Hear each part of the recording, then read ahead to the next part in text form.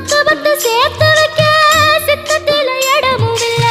பத்து ஒண்ணு போடாம பார்த்திடத்தான் வேண்டுகிறேன்.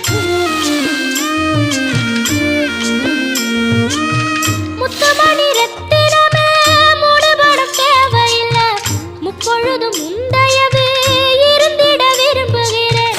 ஆழக்கடல் நீ கிடந்து அரசாள வந்தவனே, அதுபோல என் மனசில் குடியேற வாருமையா.